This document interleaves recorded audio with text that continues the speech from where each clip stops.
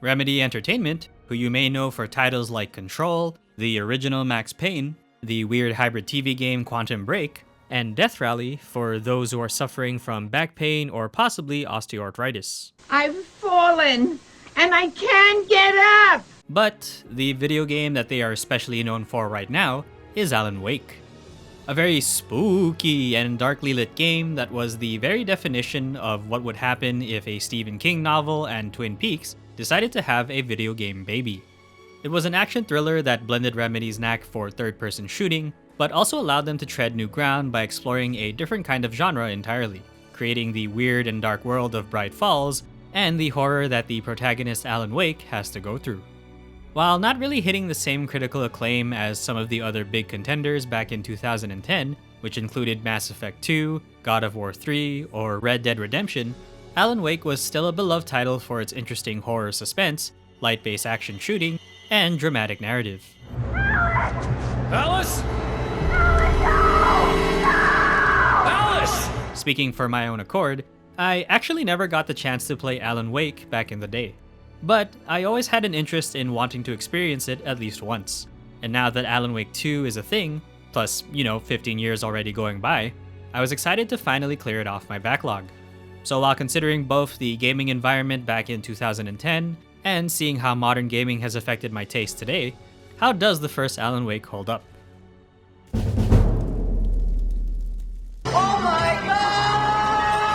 Taking place in the Pacific Northwest, where apparently a lot of media likes to have weird and wonderful things happen, in the not-so-subtly named town of Bright Falls, our protagonist and famous author Alan Wake is currently taking a vacation with his wife Alice in order to help remedy, no pun intended, his apparent writer's block. During his stay, and well considering that this is a thriller game, things are not quite what they seem. Even before arriving at Bright Falls, Alan suffers from a nightmare where a dark entity is trying to kill him, while a being of light with a very candid voice saves his booty. You've done well. Remember what I've taught you. That is all. I will give you back your dream now. After waking, thanks to his beautiful wife's face, We're here. and getting the keys to the cabin from a mysteriously dark middleman contact who doesn't understand the concept of subtle foreshadowing, I'll come by later to check how you've settled in. And to meet your wife. Alan and his wife try to spend their first night there, only for an unknown dark presence to take hold of their cabin and kidnap Alice. Alan, apparently having already spent a week in Bright Falls, has no recollection of the events that happened after the incident, and is now in search of his wife while dealing with a dark presence that stalks him. His search takes him to different parts of Bright Falls, while also meeting a handful of characters who may or may not have some semblance of sanity in response to the current events. Carl Stuckey. Pleased to meet you. A disturbing and mysterious plot that, while I found to be rather simple and short, I did enjoy going through nearly all of its dramaticness and sometimes its over-dramaticness. Oh no! Though some have tagged it as horror, I found it really to be more of a suspense thriller with horror elements, and I didn't really find myself being that scared too much. Though the enemies can be kinda jump scary. Whoa, holy Jesus, Maricus tits. I wouldn't say I was too invested in the actual plot itself, and that's more to do with my personal interest in the characters, but the atmosphere and mood are what I enjoyed the most. A mostly dark version of reality in a small, out-of-the-way town where an author is plagued by the dark forces that inhabit it. I wouldn't say completely original, since I feel like you could easily quote stories like Shadows over Innsmouth, maybe a couple episodes from Twin Peaks, but I still found it to be a very interesting premise nonetheless. When it came to narration and storytelling, that's where things got very interesting. It's how the game is also narrated in a first-person past tense that makes it feel like you're being read through a novel. In fact, I'm pretty sure if you just close your eyes, it feels like you're going through an audiobook. In a horror story, the victim keeps asking why, but there can be no explanation, and there shouldn't be one. The unanswered mystery is what stays with us the longest, and it's what we'll remember in the end. This video not sponsored by Audible. To my knowledge, the only other games that come to mind with a similar narration are the old Prince of Persia games. Do you think I felt regret as I gazed upon the destruction we had wrought? And What Remains of Edith Finch. I lived here until I was 11, but I wasn't allowed inside half the rooms. It's a pretty cool storytelling device that's very thematic, considering that Alan is a writer, as well as the fact that the game's events are the result of a manuscript that he had apparently written but is unaware of. There's even a few collectible pages that showcase this and foreshadow events to come. I spun around just as the cloud was upon me. For an instant, I stared into 100 dead eyes, black pearls glittering in the darkness. Well, the game actually spoils itself, and even with some insight into the background of the world.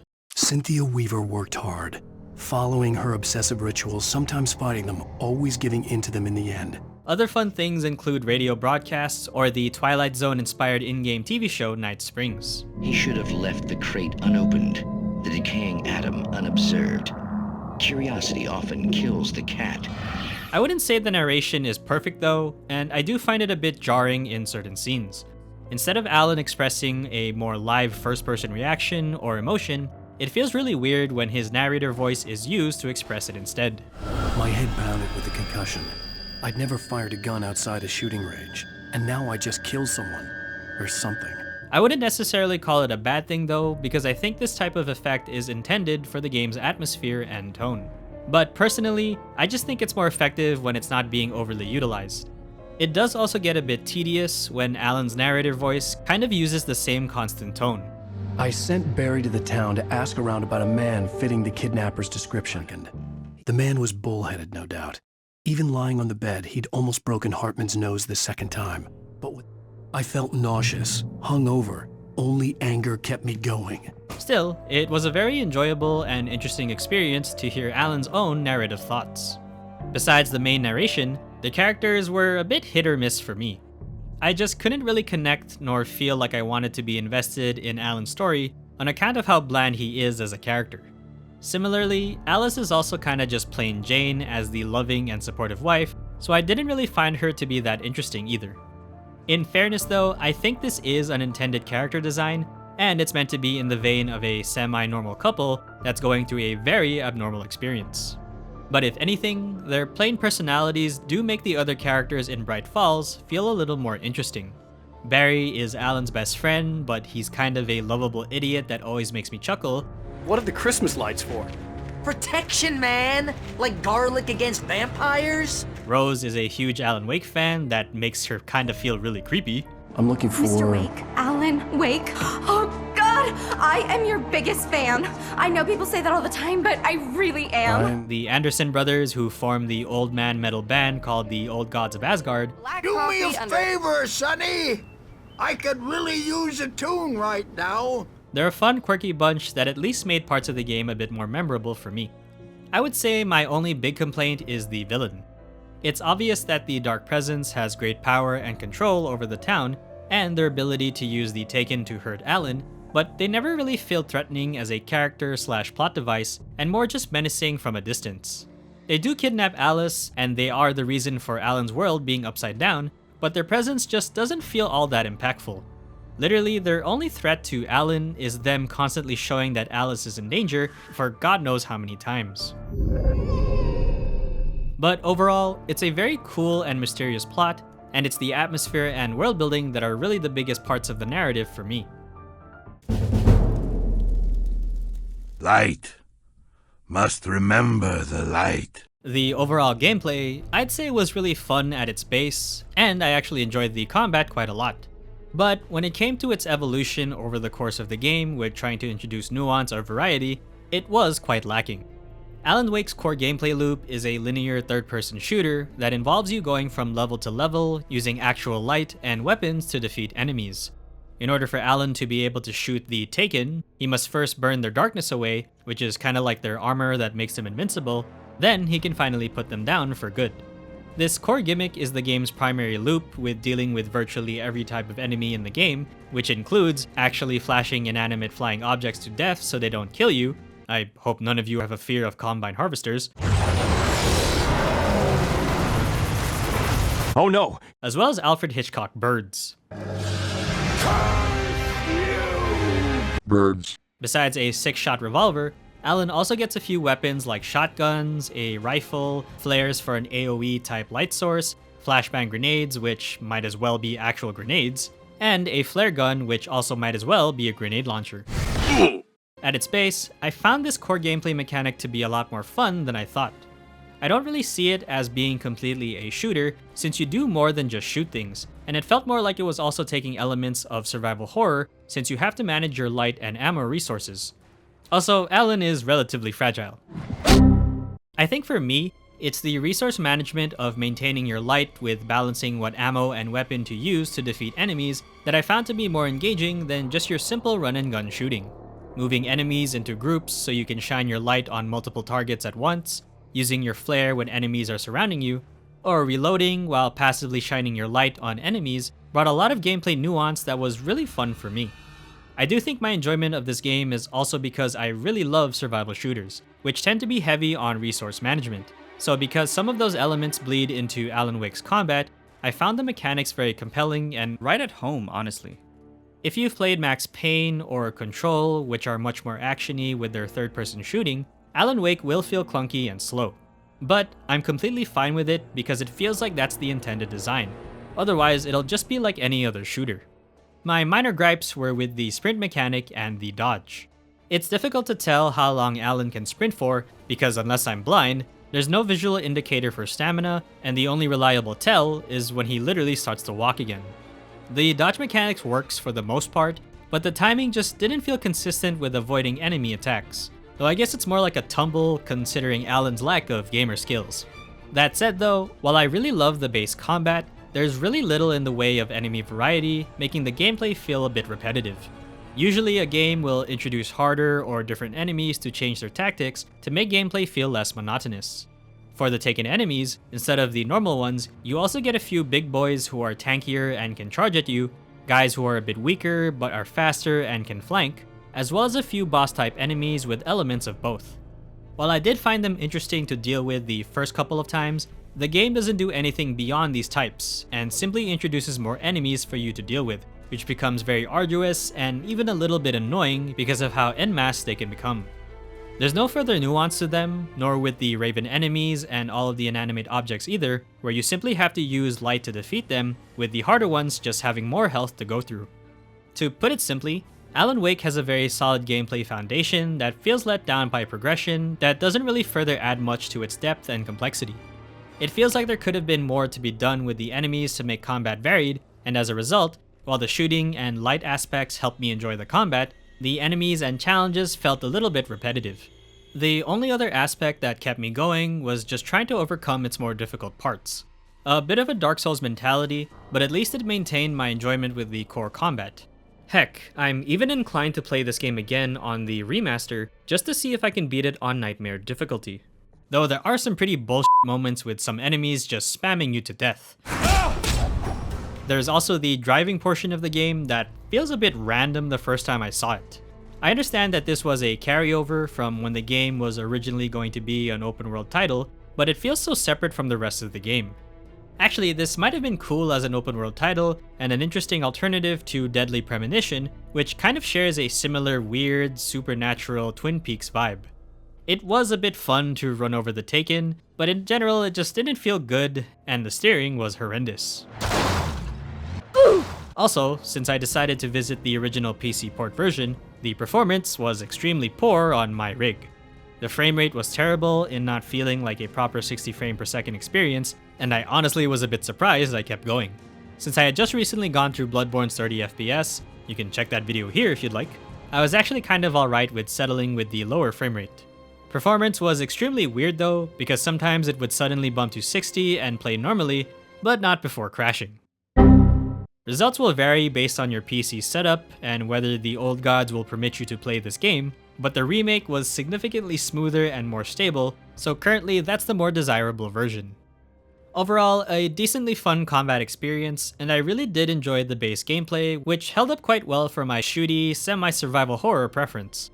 I could have recommended the game on that element alone, but with a lack of emergent gameplay, variety, and evolution over the course of the gameplay will probably not hold up well for a lot of people. You think darkness is your ally? 2010 was the year that had some very good graphical contenders like God of War 3, Red Dead Redemption, and why not, let's throw in Heavy Rain, who were some of the best of the best. In the case of Alan Wake, I'd say it was a pretty good standout among them, especially with its use of lighting and shadows to simulate a dark and creepy atmosphere. As for viewing it now though, well, at least the darkness covers most of what looks pretty dated. Some of the environmental assets and character models actually look pretty good from afar in some cases, but when you get close, it's pretty obvious how rough and old the assets are. As for the facial animations, well, there's something to be— oh god, just please take my wallet. The use of lighting is still the most visually striking aspect about the game. Of course, it's not the best when compared to modern games whose dynamic shadows put all the video games before it to shame, but for the 7th generation video games, Alan Wake looks amazing in that regard. The way your flashlight illuminates enemies and the environment, the way it casts shadows behind certain objects, lampposts that look fairly accurate in saturating an area with light, it still makes Alan Wake look visually striking for a game that's 15 years old. It also followed the trend of trying to look very cinematic with its cutscenes. There's a lot of editing involved that turns it into a movie, and it does a pretty convincing job with some of the panning, framing, and various shots that are utilized. Whether you love it or hate it, that's up to you, but the game nails it pretty well. Actually, it's more like a dramatic TV show since Alan Wake uses an episodic format to divide its story. On the sound front, the effects are pretty good at bringing the natural Foley to life.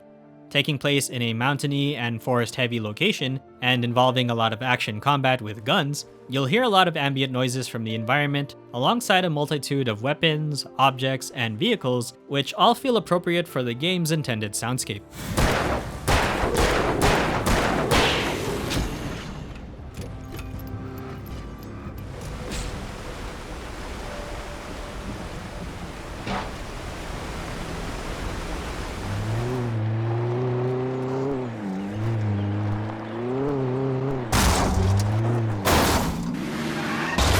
Music is very interesting. The game uses both an original soundtrack as well as licensed music for certain parts of the game. The original soundtrack is comprised of more ambient and tonal pieces, largely played for setting the mood and pace of gameplay segments and various cutscenes. Damn, further up the river! I can't land here! I'll take her down the river.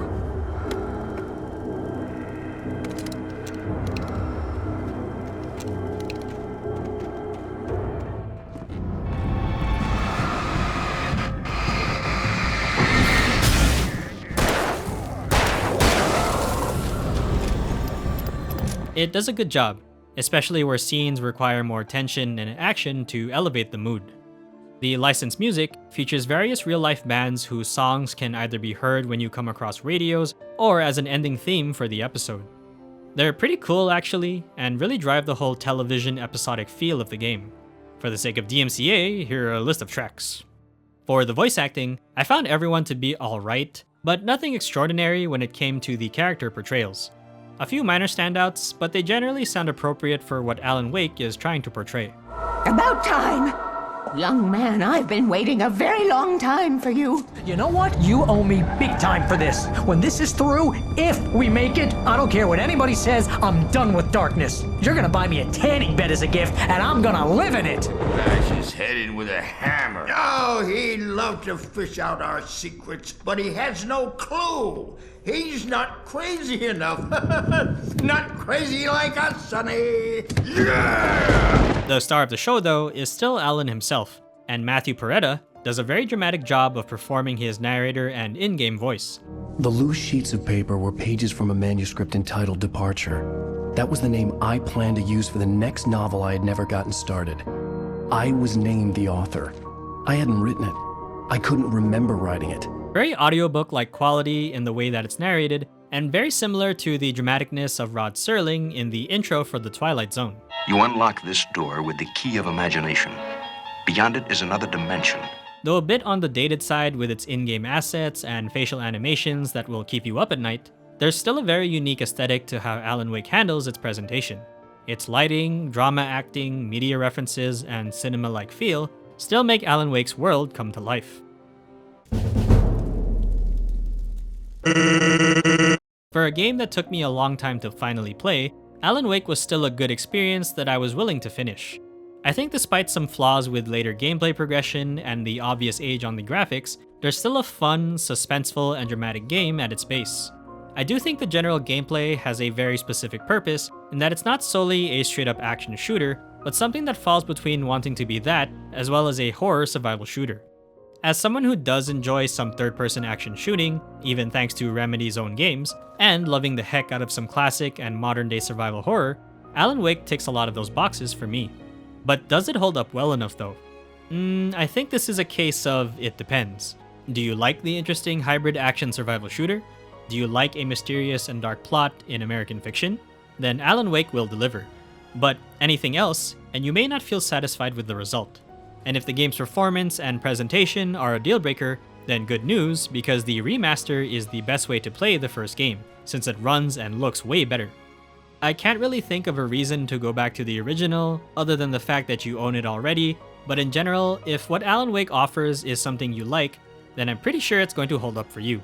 But if none of that has any real interest, then this game may not be for you, and it won't hold up especially well. But that's gonna do it for today, guys. Thanks for sticking around. There will be more games to play and more videos coming soon, so please stay tuned if you'd like to see more. But for now, I'll see you all next time.